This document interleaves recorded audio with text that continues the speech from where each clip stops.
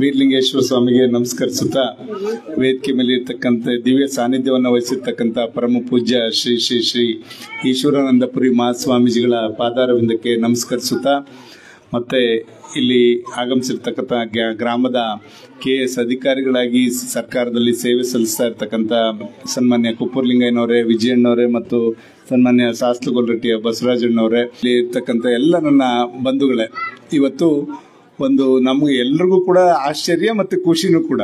10 ತಿಂಗಳಲ್ಲಿ ಹೆಂಗ್ ದೇವಸ್ಥಾನ ಕಟ್ಟಕ್ ಸಾಧ್ಯ ಅಂತಕ್ಕಂಥದ್ದು ಈಗೀಗ ನಾವೆಲ್ಲರೂ ಕೂಡ ಅಧಿಪೂಜೆ ಮಾಡ್ದಂಗೆ ಅನಿಸ್ತಾ ಇದೆ. ಆದ್ರೆ ಚಾನ್ಸ್ ಇಲ್ಲ ಅಂತ ನಾನು ಕೃಷ್ಣನ ಜೊತೆ ಚರ್ಚೆ.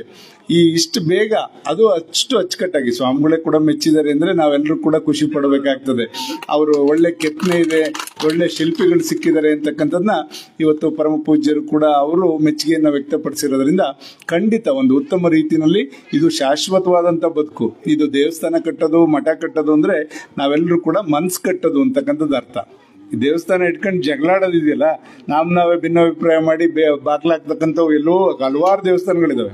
ದೇವಸ್ಥಾನ ಕಟ್ಟೋದು ಅಂದ್ರೆ ಎಲ್ಲರ ಮನಸ್ಸನ್ನು ಕೂಡ ಒಟ್ಟಿಗೆ ಸೇರಿಸಿ ಎಲ್ಲ ಮನಸ್ಸನ್ನು ಕೂಡ ಒಂದ್ ಮಾಡೋದು ಅಂತ ನಮ್ಮ ಅರ್ಥದಲ್ಲಿ.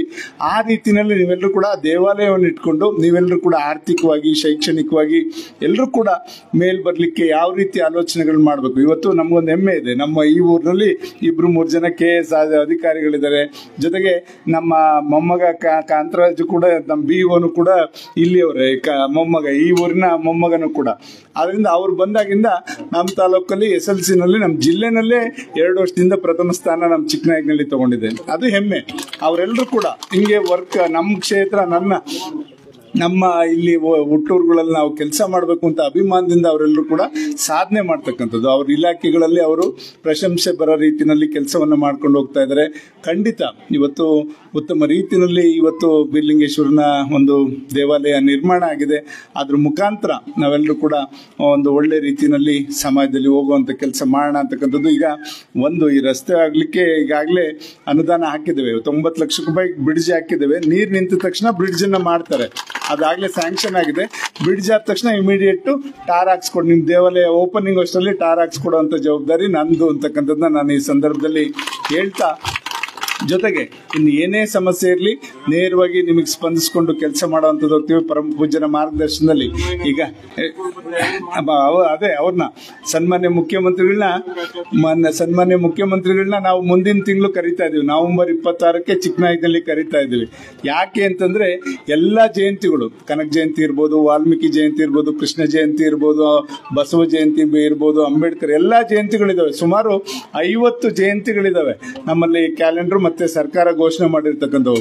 ಎಲ್ಲಾ ಜಯಂತಿಗಳನ್ನು ಕೂಡ ಒಟ್ಟುಗೂಡಿಸ್ಕೊಂಡು, ಯಾಕೆಂದ್ರೆ ನಾವು ಕನಕ ಜಯಂತಿಲಿ ಮೊದಲು ಆಡಂಬರವಾಗಿ 2-3 ವರ್ಷ ಜೋರಾಗಿ ಮಾಡ್ತೀವಿ. ಚಿಕ್ಕನಹಳ್ಳಿಲಿ ಸ್ವಲ್ಪ ನಾವು ಜನಾಂಗ ಇರೋದ್ರಿಂದ ಒಂದು ಸ್ವಲ್ಪ ಊರು ತುಂಬಾ ಮೆರವಣಿಗೆ ಎಲ್ಲ ಮಾಡ್ತೀವಿ. ಬೇರೆ ಕಡೆ ಅಲ್ಲಲ್ಲೇ ಪೂಜೆ ಮಾಡ್ತಕ್ಕಂಥದ್ದು ಈ ತರ ಆಗಿರೋದ್ರಿಂದ ಅವ್ರನ್ನ ಎಲ್ಲೋ ಒಂದ್ ಕಡೆ ಜಾತಿಗೆ ಕಟ್ಪಾಡ್ಬೇಡ ಅಂತ ಇವ್ರನ್ನ ಮಾನ್ಯರನ್ನ ಮತ್ತೆ ಅಂತ ಒಂದು ದಾರ್ಶನಿಕರನ್ನ ನಾವೆಲ್ಲರೂ ಕೂಡ ವಿಶೇಷವಾಗಿ ಇವತ್ತು ಅವ್ರ ಬಗ್ಗೆ ಒಂದು ಇಡೀ ರಾಜ್ಯದಲ್ಲಿ ಎಲ್ಲೂ ಮಾಡಿಲ್ಲ. ಆ ತರ ಎಲ್ಲಾ ದಾರ್ಶನಿಕರ ಜಯಂತಿನ ಒಟ್ಟುಗೂಡಿಸಿ ಚಿಕ್ಕನಾಯಕನಹಳ್ಳಿನಲ್ಲಿ ಮುಖ್ಯಮಂತ್ರಿಗಳ ಅಧ್ಯಕ್ಷತೆಯಲ್ಲಿ ಮಾಡ್ಲಿಕ್ಕೆ ನಾವೆಲ್ಲರೂ ಕೂಡ ಹೊರಟಿದ್ವಿ. 26 ಯಾಕೆ ಆಯ್ಕೆ ಮಾಡ್ಕೊಂಡಿದೀವಿ ನವೆಂಬರ್ 26 ಅಂದ್ರೆ ಅವತ್ತು ಸಂವಿಧಾನ ಸಮರ್ಪಣೆ ದಿನ. ಒಂದೊಂದು ಜಯಂತಿ ದಿವಸ ಮಾಡಕ್ ಹೋದ್ರೆ ಒಬ್ಬೊಬ್ರಿಗೆ ಭಿನ್ನಾಭಿಪ್ರಾಯ ಬರ್ಬೋದು ಅಂತಕ್ಕಂಥ ದೃಷ್ಟಿಯಿಂದ ಇದು ಏನು ಸಂವಿಧಾನ ಸಮರ್ಪಣೆ ಆದಂತ ದಿನ 26. ನಾವೆಲ್ಲರೂ ಕೂಡ ಸಂವಿಧಾನದ ಅಡಿನಲ್ಲೇ ಕೆಲಸ ಮಾಡ್ತಾ ಇರೋದ್ರಿಂದ ಖಂಡಿತ ಆ ದಿನವನ್ನು ಆಯ್ಕೆ ಮಾಡ್ಕೊಂಡು ಮುಖ್ಯಮಂತ್ರಿಗಳು ಆಶ್ಚರ್ಯಪಟ್ಟರು, ಹೆಂಗೆ ಸಾಧ್ಯ ಇದು ಅಂತ. ಯಾಕೆಂದ್ರೆ ಜಾತಿ ಮಧ್ಯೆ ಈಗ ಒಡೆದಾಟ ಎಲ್ಲ ಕೂಡ ಒಳ ಮೀಸಲಾತಿ ಇದೆಲ್ಲ ನಡಿಬೇಕಾದ್ರೆ ಈ ರಥ ಎಲ್ಲಾ ಪಕ್ಷದವರು ಮತ್ತೆ ಎಲ್ಲಾ ಜಾತಿಯವರು ಹೋಗಿ ಅವ್ರನ್ನ ಕರೆದ್ವಿ. 60 ಜನ ಹೋಗಿ ಒಬ್ಬೊಬ್ರನ್ನು ಕೂಡ ಪರಿಚಯ ಮಾಡ್ಕೊಂಡು ಎಲ್ಲ ಮಾಡಿ ನಾನು 3 ಗಂಟೆಗೆ ಬರ್ತೀನಿ 26ನೇ ತಾರೀಕು ಬೆಳಗ್ಗೆ ಅಲ್ಲಿ ಫಂಕ್ಷನ್ ಇರುತ್ತೆ ಮುಗಿಸ್ಕೊಂಡು ಅಂತ ಹೇಳಿದ್ದಾರೆ. ಖಂಡಿತ ಅವರು ಮತ್ತೆ ಎಲ್ಲಾ ಸಮಾಜದ ಸ್ವಾಮೀಜಿಗಳು ಇರ್ತಾರೆ, ಎಲ್ಲಾ ಸಮಾಜದ ಸಾಹಿತಿಗಳಿರ್ತಾರೆ, ಎಲ್ಲಾ ಸಮಾಜದ ಮುತ್ಸದ ರಾಜಕಾರಣಿಗಳಿರ್ತಾರೆ. ಈ ತರ ಒಂದು ಅನುಭವ ಮಂಟಪದ ರೀತಿಯಲ್ಲಿ ಮಾಡ್ಲಿಕ್ಕೆ ಹೊರಟಿದೆ.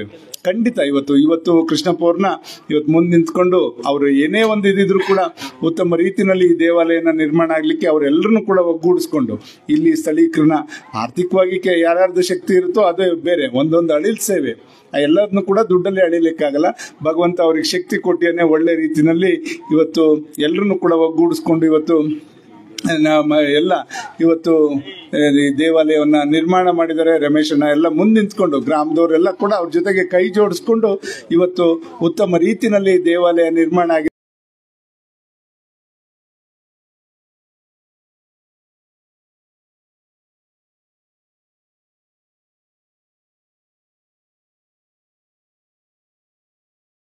ಅಂತಕ್ಕಂಥದ್ದು ಕೂಡ ಈ ಸಂದರ್ಭದಲ್ಲಿ ಹೇಳ್ತಾ, ಜೊತೆನಲ್ಲಿ ಇವತ್ತು ಪರಮ ಪೂಜ್ಯರು ಒಂದು ಮೊನ್ನೆ ಘೋಷಣೆಯನ್ನು ಕೂಡ ಮಾಡಿದ್ದಾರೆ. ಎಲ್ಲಿ ನಾವು ಇದರಲ್ಲಿ ಹೊಸದುರ್ಗದಲ್ಲಿ ಶಾಖಾ ಮಠದಲ್ಲಿ ಇವತ್ತು ಶಿಲೆನ ಶೀಘ್ರದಲ್ಲಿ ನಿಲ್ಲಿಸ್ತೀವಿ ಅಂತಕ್ಕಂಥದ್ದು ಕೂಡ, ಅಲ್ಲೂ ಕೂಡ ನಾವೆಲ್ಲ ಕೂಡ ಕಾರ್ತಿಕಕ್ಕೆ ನಮ್ಮನ್ನೆಲ್ಲ ಚಿಕ್ಕನಾಯಕನಲ್ಲಿ ಅವ್ರನ್ನ ಕರೆದಿದ್ರು. ನಾವು ಹೋದಾಗ ಎಲ್ಲರೂ ಕೂಡ ಒಂದು ಮನಸ್ಸಾಯ್ತು. ಅಲ್ಲಿ ಎಲ್ಲ ನಾವು ನೋಡ್ತೀವಿ, ಬೇರೆ ಬೇರೆ ಮಠಕ್ಕೆ ಹೋದಾಗ ಅಲ್ಲಿ ದಾಸೋಹ ಮಾಡ್ತಕ್ಕಂಥದ್ದು ಬಂದಂತ ಭಕ್ತರಿಗೆ ಎಲ್ಲ ಆ ತರ ನಮಗೂ ಹೊಟ್ಟೆ ಉರಿತಾ ಇತ್ತು. ನಮ್ಮ ಸ್ವಾಮಿಗಳು ಒಂದು ಶೆಡ್ ಅಲ್ಲಿ ಅವರೆಲ್ಲ ಅಂತ ಈಗ ಒಂದು ಒಳ್ಳೆ ಒಂದು ಏನು ಮಠವನ್ನ ಕಟ್ಟಿದ್ದಾರೆ.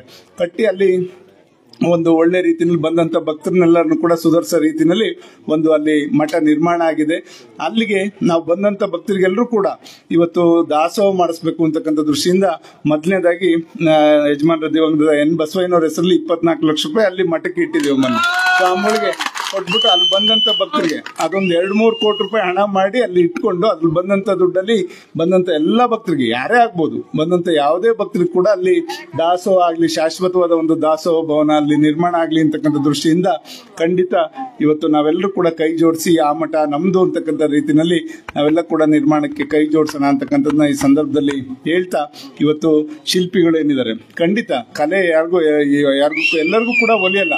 ವಿದ್ಯೆ ಆಗ್ಲಿ ಕಲೆ ಆಗ್ಲಿ ಅದು ಒಂದು ಸಾಧನೆ ಮಾಡಿದ್ರೆ ಖಂಡಿತ ಅವ್ರು ಅದರಲ್ಲಿ ಆಸಕ್ತಿ ಇಟ್ಕೊಂಡು ಮಾಡಿದ್ರೆ ಖಂಡಿತ ಒಂದು ಕಲ್ಲನ್ನ ಕೆತ್ತಿ ಒಂದು ಶಿಲೆ ಮಾಡ್ತಕ್ಕಂಥದ್ದು ಇದೆಯಲ್ಲ, ಅದು ಮನುಷ್ಯನು ಹಂಗೆ ಅಂತೀವಿ ನಾವು. ಮನುಷ್ಯನ ತಿದ್ದಿ ತೀಡಿ ಶಿಕ್ಷಕರುಗಳು ಶಿಲೆಯನ್ನಾಗಿ ಅವ್ರನ್ನ ಒಳ್ಳೆ ವ್ಯಕ್ತಿಯನ್ನಾಗಿ ಮಾಡ್ತಾರೆ. ಇವರು ಕಲ್ಲಲ್ಲೇ ನಮಗೆ ಭಗವಂತನನ್ನ ಒಂದು ಎಲ್ಲೋ ಬಿದ್ದಿರ್ತಕ್ಕಂಥ ಕಲ್ಲನ್ನ ತಂದು ಶಿಲೆ ಮಾಡಿ, ಶಿಲೆನ ನಾವು ಪೂಜೆ ಮಾಡಿ ಅದ್ರ ಮುಖಾಂತರ ನಾವೆಲ್ಲ ನೆಮ್ಮದಿ ಕಾಣ್ತಕ್ಕಂಥದಕ್ಕೆ ಇವತ್ತೇನು ನಮ್ಮ ಶಿಲ್ಪಿಗಳೆಲ್ಲರೂ ಕೂಡ ಇಲ್ಲಿದ್ದಾರೆ. ಖಂಡಿತ ಅವರೆಲ್ಲರಿಗೂ ಕೂಡ ಪ್ರಶಂಸೆಯನ್ನ ವ್ಯಕ್ತಪಡಿಸ್ತಾ ಇಲ್ಲಿ ತಮ್ಮ ಜೊತೆ ಇಲ್ಲಿ ಆಗಮಿಸಿ ದೇವಾಲಯದ ದರ್ಶನವನ್ನ ಮಾಡ್ಲಿಕ್ಕೆ ಅವಕಾಶ ಮಾಡಿಕೊಟ್ಟಂತ ಎಲ್ಲ ನನ್ನ ಆತ್ಮೀಯ ಗ್ರಾಮಸ್ಥರಿಗೂ ಮತ್ತು ಪರಮ ಪೂಜ್ಯರಿಗೂ ಎಲ್ರಿಗೂ ಕೂಡ ಒಂದ್ಸಿ ನನ್ನ ಮಾತು ಮುಗಿಸ್ತೇನೆ. ಜೈ ಹಿಂದ್, ಜೈ ಕರ್ನಾಟಕ.